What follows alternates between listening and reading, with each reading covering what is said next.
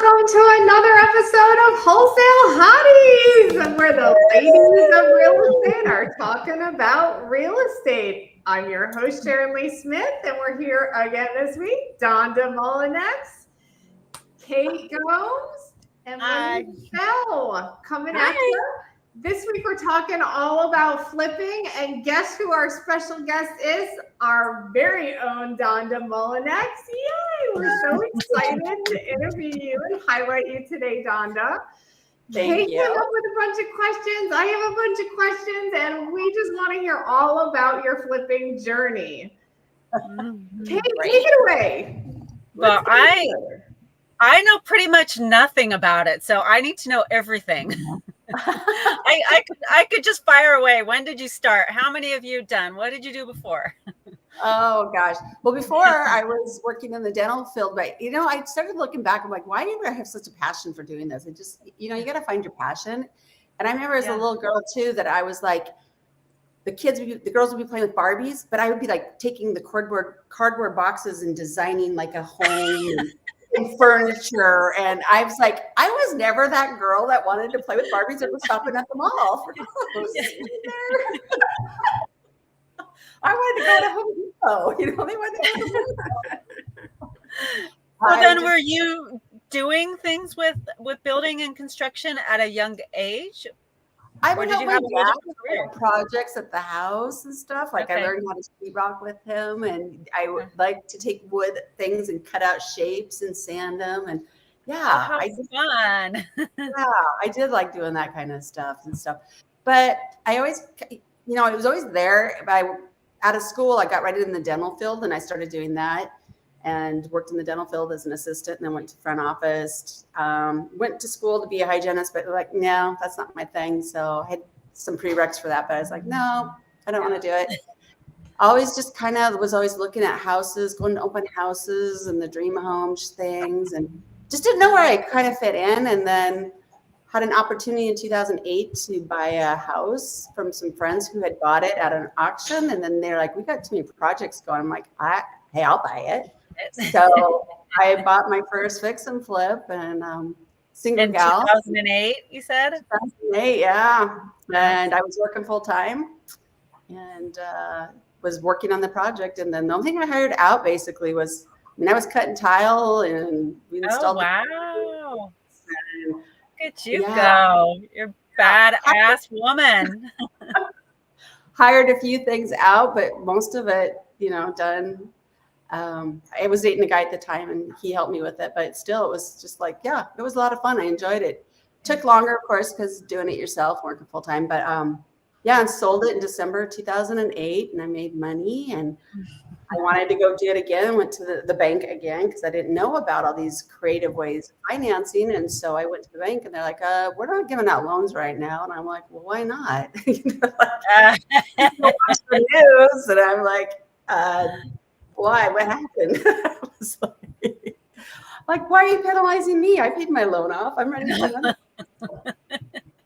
Anyhow, so I took a hiatus from that, but then I ended up in 2010 buying some piece of land at a auction at the city, the courthouse. Oh, cool. Yeah, bought a piece of land there, and then I eventually resold that. Just a guy who was going to build a duplex on it, and bought a couple rental houses. That was my little door knocking story. But then I just always wanted to do more. And then I met my amazing husband, Jim, and he had worked in building homes and skyscrapers and stuff. And met him in 2015. And I was like, oh, this is going to be fun. And little did I know that he was not interested at all. Fixing and flipping houses because he said, I remember you told him to build.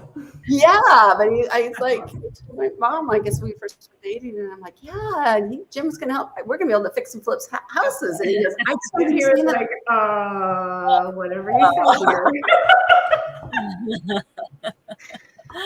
say. 5 years later, behold, he was fixing and flipping houses with me. The way it goes, right? Yeah. We did our first together in Portland, Oregon. And it was a lot of fun. Nice. So how many have you and Jim done together? Jim and I have done together, oh gosh, what have we, just under a dozen. We started and we couldn't get it, we did the one there, and then we did another one at mobile home in Vancouver, Washington. We were in Oregon, Portland area at that time. And we had other stuff he was doing because he was also decided to get his GC license and was doing projects and building ADUs, and he converted an old house to a chiropractic clinic. And so, yeah, so we were doing those and we were having fun, and then COVID hit, and took a hiatus from that. Yeah. So we and then we ended up coming down to Arizona to visit a friend, and we sold everything, moved down to Bullhead City, Arizona, and we did a few of our fix and flips there as well. And we had a good time. And so did that become your main source of income? It did. It really did when we were in Bullhead. Yeah, we had bought when we sold our house up in the Portland area, we bought a place down by the Colorado River, which is now in the summertime, we use it as a short-term rental because it's by the river. We like to go play on the river, and it's a little. Gotta get out of the heat. I know, and it's a cute little A-frame, and it does really well. And then right now, we just had our traveling nurse. She'll be in there probably through May, through the winter months. Oh, nice. We do midterm during winter months. Yeah. So it's great. And then the summer we have it to go run away and go play. And then, and then when I got here, we traveled for about a year and a half, and then we got here. Jim asked where I wanted to land, and I said Phoenix because we had joined Sub 2, and I was like, what better place to be than with the community? And so got here, and he's like, well, let's hold off till we find out where we're going to be, because we were just in a midterm rental, but you know how spouses don't usually listen to one another. Well, he came home one day and I go, I bought a house. Oh, no. So much for communication. Yeah. But it was a mobile home in a park. I thought they wanted 50 grand. I offered 25. They took it, even though the agent Oh my gosh. Wait, what town is that in? That was Tempe. In Tempe, you can get a mobile home for $25,000 still? Well, I did. They had turned down an offer. Well, they turned an offer down previously for $36,000. She goes, they already turned an offer down. They're not going to take less. I'm like, well, that's all I'm going to offer them. And it's sitting here. And I said, here, we're going to do a walkthrough video and take some photos, because the owner never lived in it. He had a brother that lived in it. And I said, let's send him how bad in shape this place is, because he doesn't realize it was raining. It actually rain coming through the ceiling. I mean, we had work to do. So that was so smart of you, because I think often the sellers don't really know what's going on with the home or with the sale of it. Right? Absolutely, especially with those absentee owners. They don't really realize how severe the rehab costs really are, and the rehab that's necessary to get it livable, never mind like flip ready, Right. So and well, go ahead. Oh, how did you guys make out on that one? So you bought it for 25. Do you remember what you put into it? Or 35, put 35 into it. And then we had another, what was it? Or 1, 2, 3, 30, about 3. Well, we ended up getting the check for $42,000 when all said and done. Oh, in your pocket, you guys made $42,000. Yes. Yeah, that is amazing. What a fantastic return on $60,000. You made $40,000. Yeah, it was. We did. Oh no, I had my PMP too. He was somebody I met through one of the TCs, and she's like, I got a cousin who's a dentist and he wants to invest. So I sent him the deal, and he's like, yeah, I'll fund the purchase and the rehab. So. And so after paying him back too, what a PMP is. Can you explain what a PMP is? Yeah, it's a private money partner. So instead of just being not a private money pimp, a private money partner. Yes, I don't know. That's good money. Oh my word! The things you do. So yeah, he might be my future. So, and then my GC, I got a GC, even though my husband was able to do that kind of stuff. I got a GC that I partnered up with that was somebody I met at the WeWorks meetups because he saw Pace's Instagram and messaged Pace, and Pace responds to Instagram messages, and he said, go to a meetup, meet somebody, and try partnering up on a deal first. So we had met him. When first meeting he came to, Jim and I went out and met him, and he was kind of shy, and then we kept inviting him to things, and he kept coming around. And then one time he said, hey, I want to do a deal with you. And I had just got this, and I said, do you want to walk this property with me and do the GC part of it? Because that was his thing. And so we partnered up, and it worked out great. So him and I done another fix and flip, which is listed, and we bought a sub 2 deal. And he's my sub 2 partner on a holding property. Oh, that's amazing. Yeah. So do you feel, Donda, that you, sorry, I don't mean to interrupt you, Kate. No, go ahead. Do you feel like as a woman in this industry, were there special things that you ran into that might have been more of a challenge and that you could have done differently, better, more effectively, or that were just perfectly fine, you just ran into a challenge and needed to pivot or something? I mean, I think you're going to always run into challenges because no house is alike. You just, you know, there's going to always be those unexpected things you're going to run into. I remember the first one I did, I had to crawl under the house. Was never intended to crawl under a house, but I did. Personal protection equipment. Cover me up and everything. That wasn't part of your childhood dream, was it? No. Sharon, we can't hear you for some reason. Yeah, Sharon, you're muted. Are you there, Sharon? We lost you. Sorry, am I good now? I said she's crawling under houses. Meanwhile, she's got pink neon signs behind her. That's so awesome. Good for you. Oh yeah, you got to have the pink card hat, you know, right? I love it. Yeah. But yeah, being a gal, I think in it, especially, I was real fortunate doing the first ones with Jim and stuff, and I had gotten my real estate license. Sorry, we have a puppy wanting to play. Got our real estate license, so I had knowledge in real estate, you know, enough. So for a newbie, especially, would you quit? Sorry. That's okay.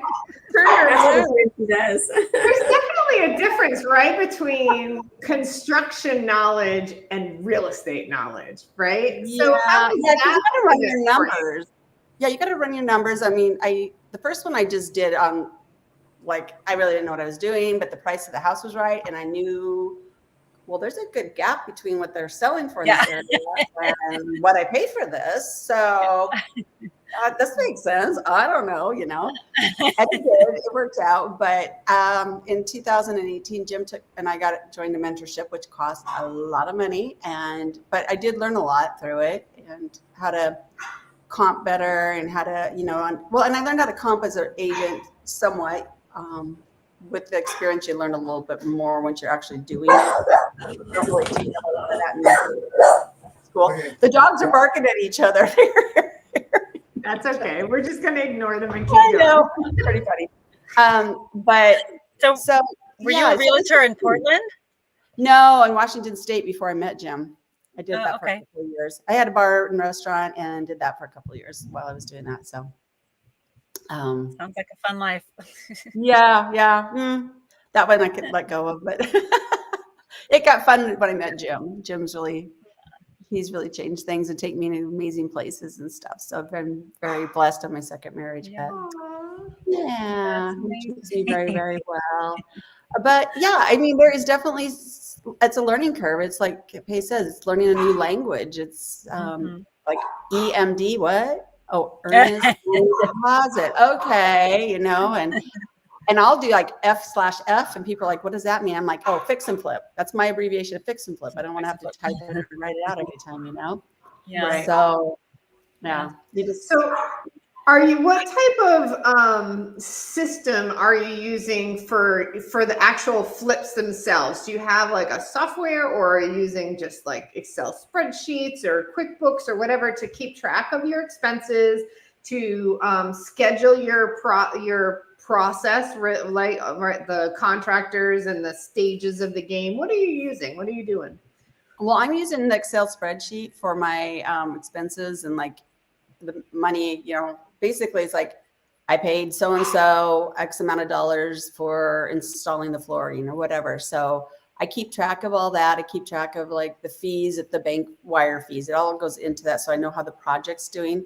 And prior to that, I have a rehab one that is a rehab like 5 pages long. And it has like windows, how many windows and this and that. So you keep track, you try to like break down windows. And then instead of doing like a kitchen, if I have to do a full kitchen, it's so much easier because you just have a kitchen and a price. You figure out what your price is for the full kitchen, not including appliances, but, and you do your electrical, but you can kind of break it down, or you can do like a larger, like the full kitchen, or you can do like, I just need the countertops because the cabinets are fine, So before you close on a property, then are you itemizing everything out yourself and figuring out all the costs? That's what I was just going to ask. Are you running that estimate ahead of schedule or? I'm doing that, yeah, before I even make my bid. When I first walk it, I take those sheets with me and we take pictures and we count the windows if we have to replace them, so we know how many windows to replace. Okay, this was a window we're going to take out and put a sliding glass door in. We're going to have to move the wall. How much square footage of flooring are we going to be replacing? Yeah, it's pretty itemized, and you want to have a pretty good thing. And then at the end of this, and it'll calculate everything for me. And then at the end, it has a spot where you can put like a contingency, because like I said before, something that always comes up. You're Absolutely always going to come up. It's so I always add the contingency. So I've gotten where I like learned to pad things at the beginning, because when you're doing your draws, like my demo cost, I usually make those higher, like double what they should be. Oh, wow. Just because when you go to get your draws, you want that money for you to get to the next draw. Exactly. So my items that I do at the very beginning, whatever we're going to be doing on that project, those are the ones I add a higher cushion to them. And then I have money to help cover the costs for the rest. And then I have my emergency at the end too. So I usually budget a little high. Yeah. Do you do like a kind of 10% overall, more or less, or? Yeah, typically. But if it's like a real old house where there could be a lot more issues, then I would go high, like 15%. Yeah. Yeah. Regarding the draws, I just talked to a lender a couple of days ago who, once you have 10 successful fix and flips on your record, they will do advances rather than draws. Yep. Yeah, like this one we're doing right now, they give us an advance to get started. So as soon as we get the property closed, they give us X amount of dollars up front to get started. They give us but it's still a draw thing, right? It's just your first, and then the rest comes up. You got to show that you did all that, and then some other stuff too. So then they're like, okay, here we're going to give you, another 20,000 or whatever to depending on the breakdown. Yeah. So yeah, and this company that we've been using, they have somebody that comes out and verifies that you actually did it, because I guess people have scammed them before. They're like, oh yeah, send them pictures. Here's a picture of the house and all the things we did. Well, it wasn't even that. So yeah. Were you ever scared to get into them? Like, I'm just thinking about what somebody who's new to this would be going through if they're considering fixing and flipping. Like, was it just you knew you wanted to do it and you did it, or was it a lot of first one? I just didn't know any better. Just like, the house, was cheap, and it was like $105,000. I think I paid for it. But the one in Portland, when we were buying, you're buying a house that is like, it was 1905 or 1923. And it was old, and the attic, and it was like periwinkle and pink, and walls were going to have to be moved. And we have to pay $375,000 for this thing. Oh wow! Because when we came from Yakima to there, it was like, that's a big shock. I'm like, I could get a really nice house back where I came from for this. So that kind of money, and you got to watch your holding costs, because I know I had a friend here. She's like, let's do this project. It's like $1 million house. I'm like, do you know what our holding costs per month are going to be? We're looking at like $10,000 a month. Right. People don't understand the holding cost. Yeah. So talk to that just a minute about that. So when you get a hard money loan, right, you're getting the purchase price up front. And let's say you're in one of these where you can get your initial draw up front too. Now what? Now you're paying. But also hard money loan, you don't typically get the entire purchase price up front, right? Like your very first deal might be, they're typically 70%. like 80%. Yeah. Well, yeah, your first deal probably 70, but they're typically yes, you have about to 80 have a 90%. down payment. Right. Correct. Right. When your first payment comes due, it's interest only, but it's like a 10% interest. Well, and that's good for, That's good. Yeah. I'm So that's seeing what we're between paying. 12 and 15 right now on average. Yeah, so we're getting ours at 10%, but that's because of the experience and stuff too. So and also credit score factors a lot to that. I think once you get over 720, you can get into the 10s pretty easily for interest rates. Yeah, and then you'll find some that don't even do credit scores, but a lot of them do. Most of them do. They still want to make sure, you're going to pay back. You're going to pay them. Yeah. And I get it.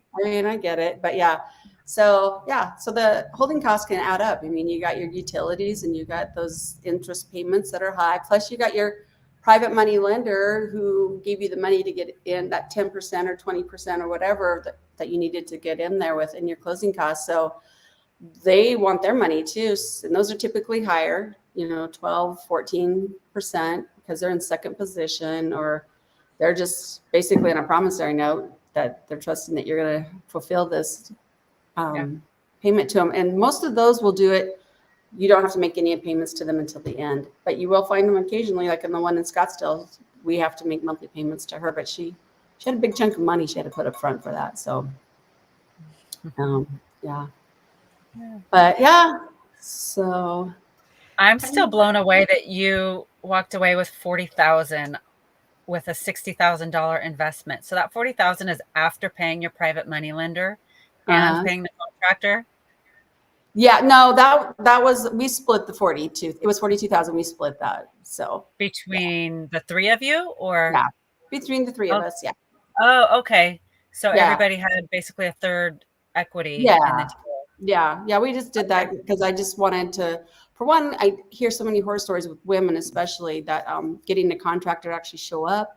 Taking advantage of people. I mean, there's so many out there scamming people right now. I just walked a property yesterday that's in a short sale. We're looking at buying, and she had most of her bathroom totally redone. It looks beautiful, but she said, I paid him the last part up front and he never came back. And here's what it is without the faucets and all the shower heads. Never pay up front.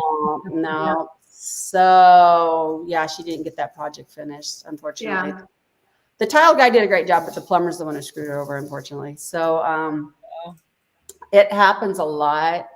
So you always want to hold on to that last part of that money before you pay them. And What else do you find as a woman? I really find that happens often. Either they think that you don't have a clue what you're doing, right? I've been in construction since 1996. Don't tell me I don't know what I'm doing, right? And especially some of the technical stuff, right? 15 years of that was in an HVAC company, and so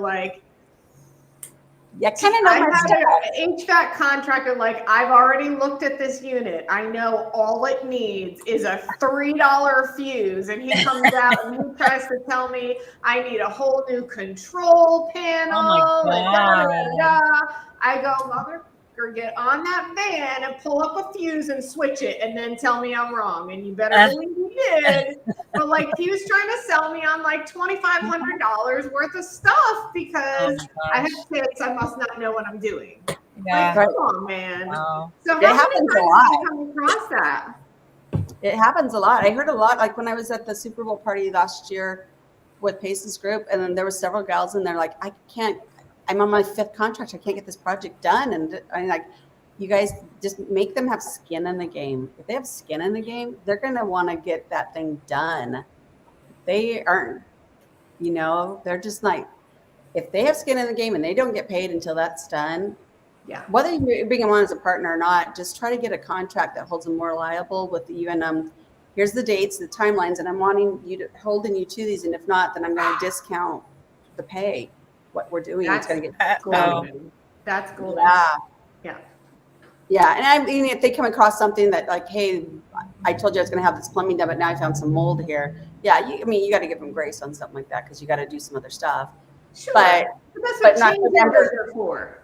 Yeah, but not for them just not to show up for 2 or 3 weeks and like, oh Right. yeah, I got this other project. I'll get to you when I can. But it's like Exactly. no, yeah. So Yeah. hold them accountable. There's contracts you can use to help with that. Interviewing them, you know, a good way to do it is like have an open house and just let them know you're going to be bidding jobs and have them all give them a spec sheet of I what like you to want. have them show up all at the same time. Uh-huh. Three plumbers in the door. All y'all are giving me a quote. You better be on time. You better get me what I want. Yeah, all of it. Yeah. Yeah, and making sure they clean up each day after a project. You don't want them just to Lord, leaving huge. stuff laying down. Yeah, it's just there's just so many things. Especially when you're dealing with a hard money lender, because I've had them like, we'll take pictures because such and such is done or whatever, and they're like, but the site is a mess. It can't be done. You're still in the middle of what you like, you know what I mean? So like Right. the cleanliness shows the completion of that particular stage of your process. And for someone like a lender that isn't boots on the ground and in the thick of it, they're seeing just a mess. And so I think that's super important to make sure that's in your contract is cleanup, daily cleanup, you know? Right. Yeah. Which is great. I mean, like you said, you just like put that in your list of things you expect them to do, and they can easily send you a photo of whoever he's got in charge. Just like, hey, have him here's my number. Have him do a Zoom, just a quick, not a Zoom, but a quick face-to-face, you know, FaceTime or something like that. FaceTime, yeah. Here's what we did today. Here's the project, and everything's clean. Because even you can have a hard time getting your demo costs covered because they're like, well, you haven't got rid of all your garbage. Yeah, you demoed, but that you got so much garbage. Exactly. So yeah, and then people tripping over it, and you just don't need people that in your way. Yeah, it becomes an insurance safety hazard issue too. Yep. Right. Yeah. So yeah. Have you ever had? Go ahead, Kate. Oh, I was just wondering, what's been one of your favorite projects? One of my favorite, it probably would be the one we did in Portland, the big one that was that 1900, that god awful periwinkle pink house, because I mean, it was like periwinkle pink. That's our background. It was the ugly house in the neighborhood. It was the one that people are like, thank you so much for painting. You probably turned it out to the best house in the neighborhood, huh? Yeah, because we actually widened the driveway, put in new concrete driveway. We moved the front door. We put in dormers and made the whole upstairs a master suite. And yeah, like we had agents that came and walked. Like, this looks like a spa bathroom. What color paint is this? I want, it's like, it was just like Jim and I would just like to go hang out in it. It was like, oh, nice. That's awesome. That's awesome. So tell us some of your biggest challenges that you've come across. Oh, it's been the property in Mesa. We didn't have this much problem in Oregon with permitting. The one that's on the market right now? Yeah, the one we have on the market right now is in Scottsdale. It's done. Okay. We got in on that one, and that one got done quickly and done very nicely. Very happy with it. It's showing really well. Just haven't got an offer yet, so keep praying for that. But so tell us the Mesa story. The Mesa story is a house that we bought before we bought the Scottsdale one. And so, like, here's always the good, and then here's the bad, and here's the ugly. This is the ugly. So we bought it. Girl. I know, right? We bought it, and we had asked the city, can we do that back shop? Can we turn that into a casita? And they're like, oh yeah, no problem. That's what they had in back there before, but they didn't permit it. So we had them take out the walls, and they couldn't rent it out anymore because they didn't get it permitted. And they're like, okay, well, so if we get it permitted and have put the walls back and all that, it's okay to have a casita back here. And they're like, yeah. All right. So we did our due diligence, did all that. So we get our loan. The front house is a 3-2. We wanted to convert it, the 1-car garage, we want to convert into extra living space or make it another bedroom. So it'd be a 4-2. I mean, or you could even do 2 more bedrooms in there if you want to do co-living with it. So then it would become a 5-2. But so anyhow, we talked to them about that, and they're like, yeah, you can do that, but you have to wait until the 1st of September because the laws are changing and we'll be doing this. Otherwise, you have to build a carport because you're taking away the garage space. And we're like, I see a lot of houses in our neighborhood that they already converted their living space into a garage. So all this stuff starts coming out after the fact, you know, and we're new to the area. We didn't really know Mesa, hadn't done a project Mesa. And then you go through the back door and then there's a cement wall with a gate and it looks like 2 separate lots. So here's and the back one has an alley access and it's about the same square footage as our airframe. It's like 754 square feet or something, 58 and we wanted to convert that into a 3-1. And they said first yes, and then they said no, because you can't, your square footage on the roof of your house with that, you can't have that much square footage back there, but the law's going to change, so you can have something bigger, you know, September 1st, all these laws are changing, but nobody tells you all of that. So we waited till September, and then Jim took in the permits and had all the things redrawn, and then went back in there with them. And he's like, how is this?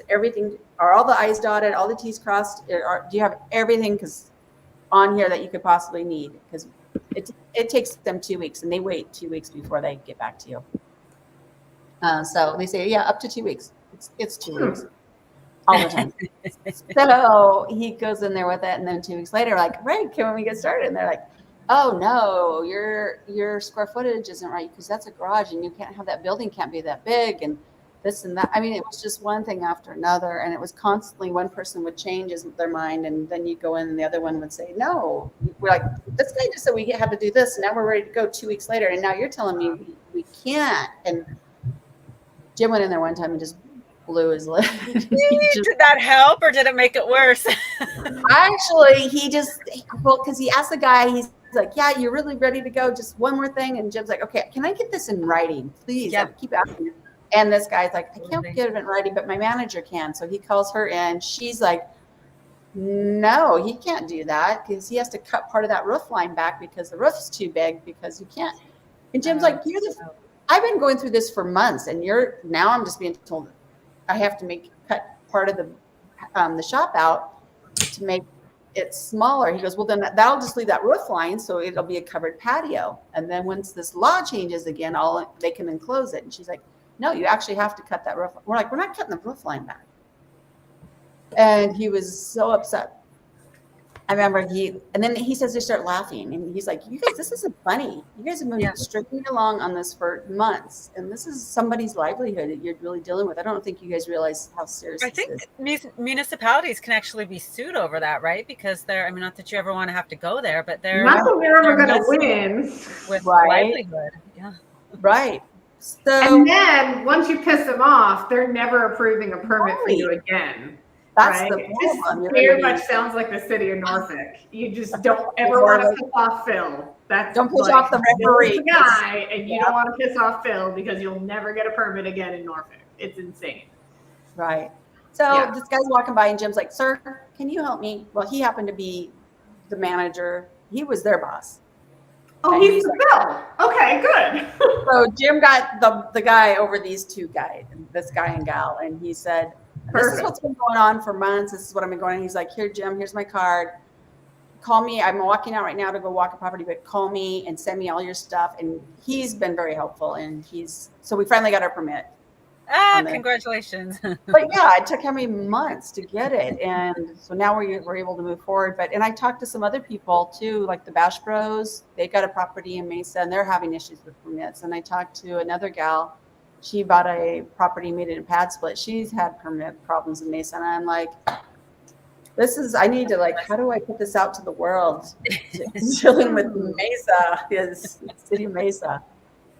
You got to let the manager know, right?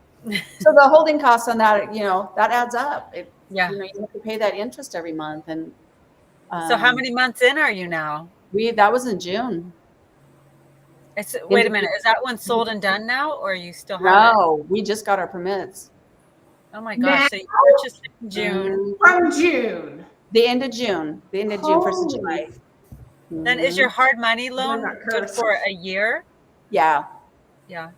Yeah. And your private money, or do you? Our private money is not, but we've been communicating with him. It was 6 months, but Jim is like, hey, another issue with the permit again. He kept him informed what was going on, and he's been really cool about it. So, but you know, we still got to pay his interest on that and his money. So, yeah. And our So partner. is that killing the deal essentially? Sorry, I didn't mean to interrupt. No. What were you going to say? Is that like killing your deal essentially? Because Well, after a while, like your interest is there's all your profit. Well, we bought it at right under, what did we buy it at? We bought it at, okay, so when I did my comps, it came in at 510 and it appraised at 500. And so, and we bought it we bought it at 295. So we have a big gap on it. So the ARV was 500, or the ARV, the comp, appraisal. We actually had it appraised. In the current condition, it was worth 500. No, we had it appraised for the possibility. We told them this is what we're going to be doing to it, making this a casita and this the home. The home next door had sold just right before we bought it, and it had it definitely, the house itself had a lot of value to grow with it. It was a smaller house, ours, but with converting that other living space, we were going to increase the value of that one would be equal to, and that one the one next door was like 4 something. I can't remember what it was right off the top of my head, but then adding the casita value, she said, yeah, 500 with no problem with that. So when we got the appraisal, so that gave us a good cushion. So, and our numbers were, the rehab costs were under 100. So we still had a good cushion there. So we still thought, and this is when we were going to actually hold, because the Banner Bank is right around the corner from Banner Hospital. One of their trauma centers is right there. And I have a friend who's a nurse.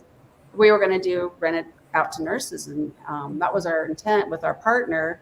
And then he kind of got in a financial bind, and he's like, can we just fix and flip this and sell it? I just need to pull my money back out. So that's kind of been going on with him as well. So we were trying to sell it just as is, but continue to work on it. But we didn't want to even list it until we got a permit, because we don't have somebody else in the same bind we were in.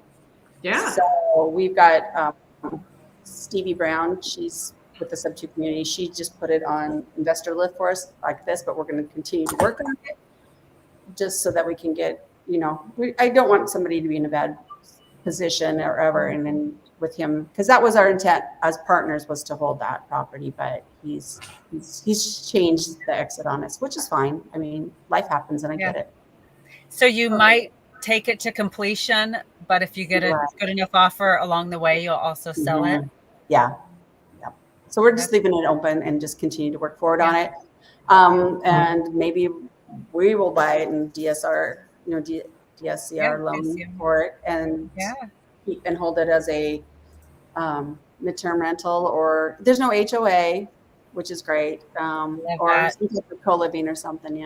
So just not sure how this one's going to play out, but there are other opportunities with it. So it just shows that you can pivot when something's not working in a direction that you originally anticipated. Sometimes you just have to pivot and change that, and having the knowledge that you have, Donda, and the ability to see different aspects and different ways that you can monetize still, or be whole still, in changing to co-living, or selling it to another investor, or different ways that you can kind of map and walk through that makes a huge difference but that's experience, that's learning, and that's being a part of doing that. And then you become more familiar and more likely to be able to determine, oh, hey, I could do this, or I could do that. Well, and you gave me a really good idea too, Monique, when you talked about the sober living, because you guys had to pivot on a property as well, I believe, right? Yes, we did. So we have a clean and sober living spot, and it was a pretty big house, and getting it rented back then was a little bit difficult. So we had a family member who was struggling in life and had gotten his life back together, and he said, you know what, I know a lot of people right now, and they need homes. They don't have anywhere to go. Let's open this up. And I kind of fought it at first, thinking, oh, that's going to be a lot of management. But we found a really amazing manager. He's phenomenal, and he takes care of the guys. And he actually works at the local food bank, so he has food for them all the time, and different resources for the guys as they come in. So it can be a revolving door at times, And other times we got some long-term people there that just want to stay. And it's a 10-bedroom house that Wow. yeah, it's a pretty big house. And we put some of them, I think we have 4 singles and in the manager room, and then the rest are doubles. Yeah. And we have one big room where we put the guys who are coming in from prison. Yeah. Or from jail. Wow. Mhm. See, that's so cool. Yeah, so that gave me some other ideas too. So just talking to people, being in a community like this adds so much value, because I hadn't thought about that until Monique had told me that not too long ago. So it just kind of opens up your eyes to educating yourself, to getting other exit strategies. Yeah. And there are so many. And Donda, yeah. you also have now people that you can go to and say, hey, I decided to do this. You know how.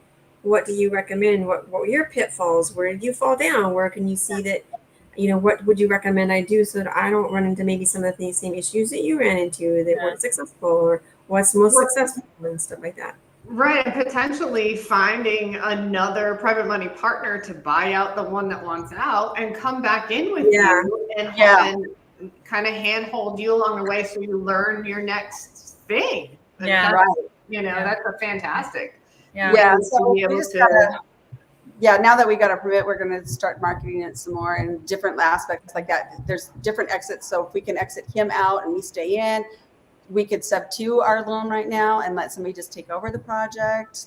Now, how does that work with permits though? Because the permits are in your name. They would have to use the same GC, right? Which is Jim, right? Well, yeah, but I mean, the permits, I'm sure they would just use the same permit and stuff, because the permit is, with them being a partner, you actually can do, as one of the owners, you can actually do a lot of the work yourself. So they do have some leniency there. You don't have to have a hired GC to do a lot of this stuff. So if their name's on there and they come in as a partner, then we could pretty much do it. But I guess I was asking if someone just bought it and started it, they would have to go through their whole permits process themselves, right?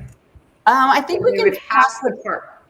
I think you can I think we could pass the permit on because it's already been approved. Really? Yeah. Because I think Jim was checking on that too, because that was a conversation we had. But I was pretty sure that since it's been allowed to do that at that property.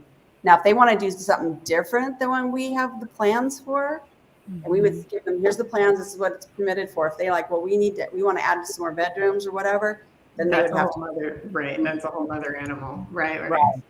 Yeah. Right. Then they would have to go do that. Donda, when you have a private money partner and a hard money loan, and you're dividing everything up in thirds, right? The private money person gets a third of the profits. Are they also the responsible person on the hard money loan, or are you doing that yourself?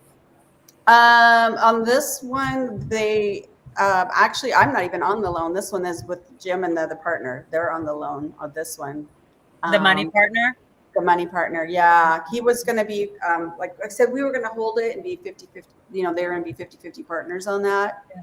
So that's how that one played out. And then we have the hard money. So the house, and we're responsible for paying that back first. And then our private money partner, of course, is more in second. So any money that partner brought in, he's at risk at losing his. He's the last one on the totem pole to get paid. So if there's a loss there, unfortunately, we would have to, work with him on that. But there won't be though. No. And we just, our first person, the private money lender, the hard money gets paid first, the private money lender would get paid second, and then the partner gets paid back on his portion. So like I said, if there's any loss, it would come out of our pockets, and we would have to figure that out with him. So But so you've been doing depending on the deal, sometimes maybe you're on the loan and sometimes maybe the money partner's on the loan. Does it just depend every time? Like the other one that I did, I was the homeowner, like in the trailer house. It was under my name only, and then he was just my private money partner. We did a JV agreement. Yeah. So it just depends on how they want to structure it, where they're comfortable with it, I guess. So a JV agreement meaning a joint venture agreement. Yes. Yeah. We all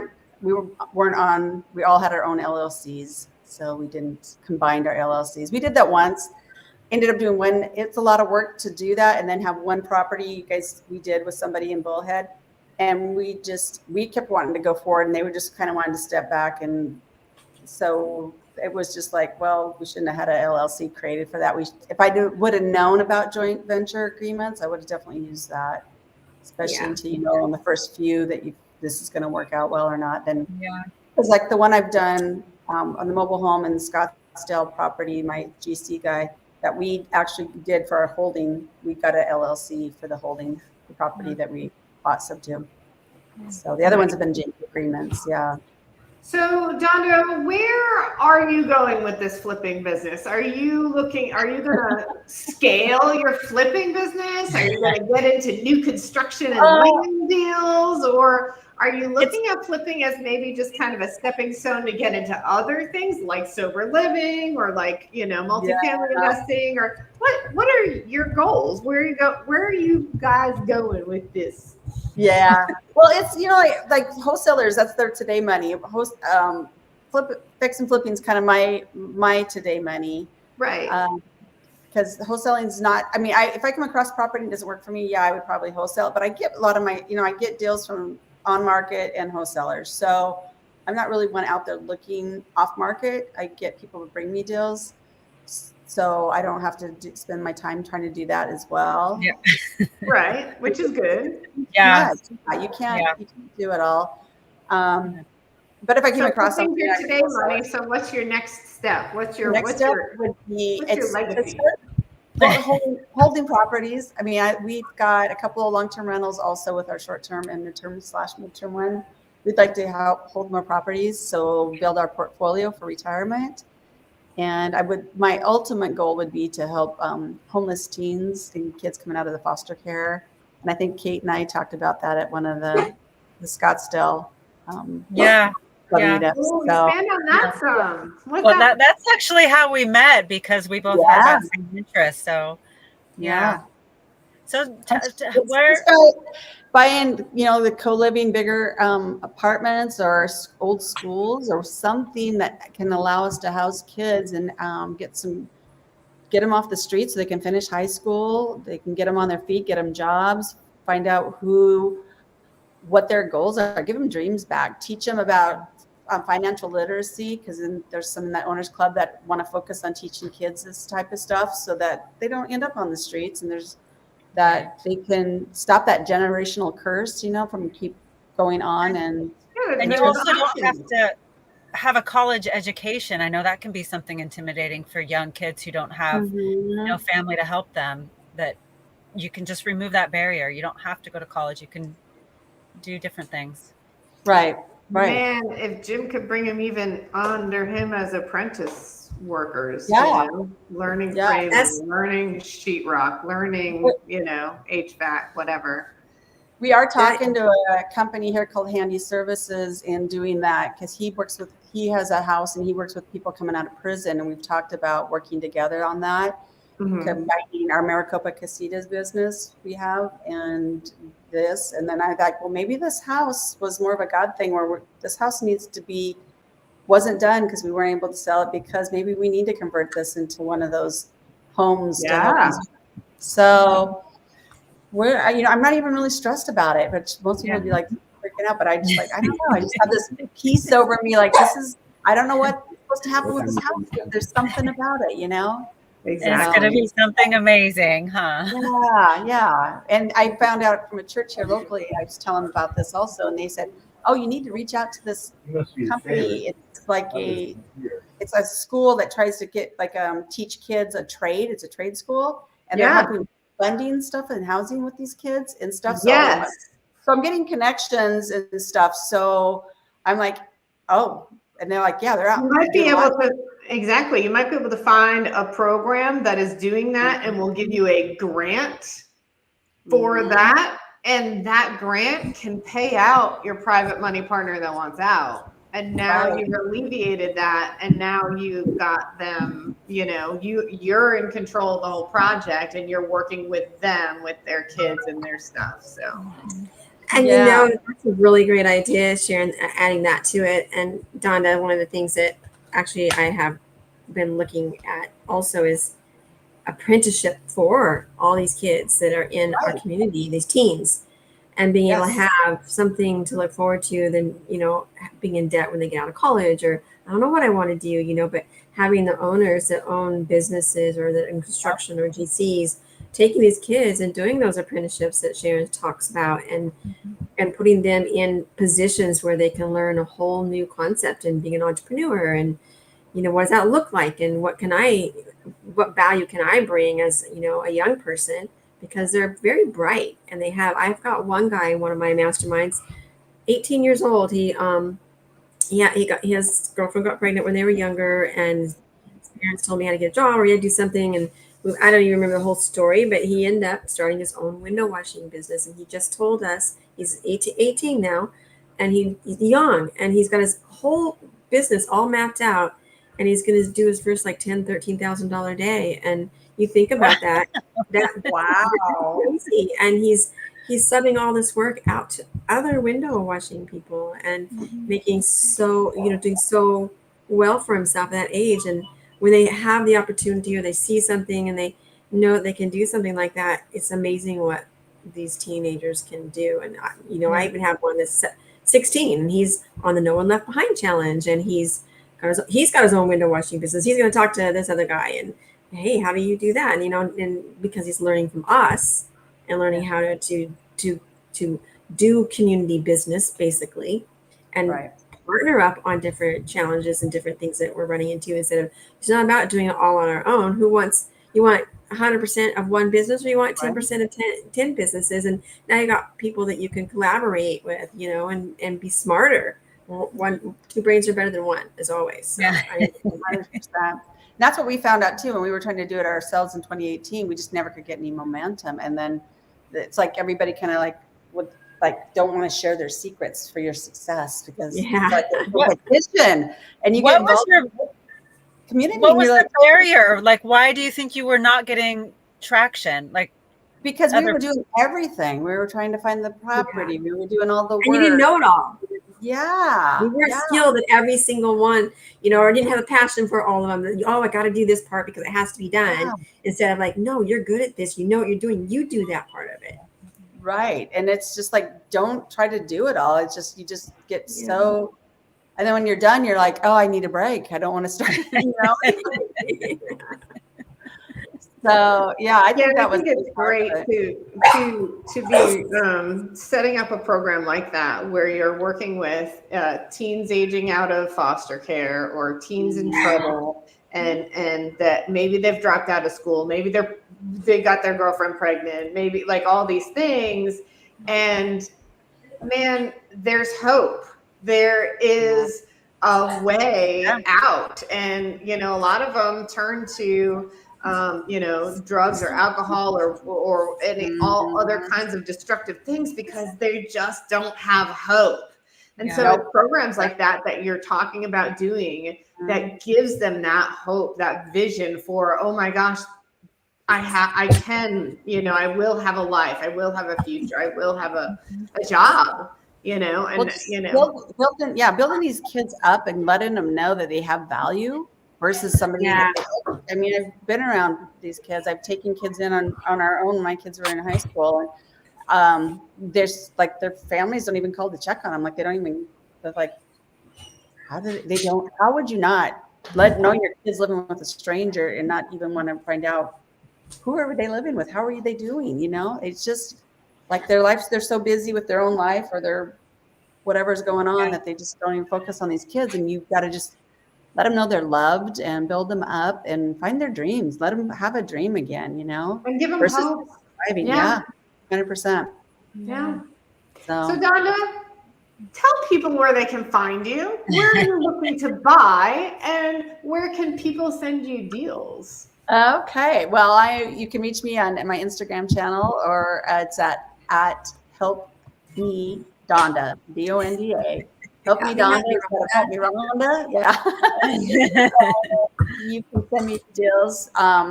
Also there, I've got the helpmedonda@gmail.com. And you can reach out to me anytime. We're buying in the Phoenix area because that's where we're at now. My husband would love to own properties in Florida, but I'm just not ready for that right now. Because let's just focus in our backyard. There's enough to do here right now. So, and yeah. Are you buying anywhere in Maricopa County?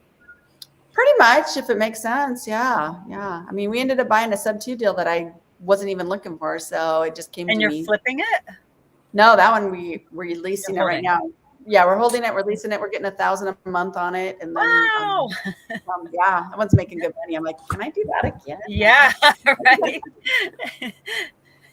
How did you find that one? A door knocker in sub-2 that brought it to me and just said, "Hey, are you interested?" And I'm like, "What are the numbers?" I mean, I didn't even run a whole lot of it, but I just ran enough real quick. I'm like, I think I am. So give me a little bit of time to see if I can find a buyer. And I reached out to my GC, who is Hispanic, and it's a very nice home in a higher end Hispanic area.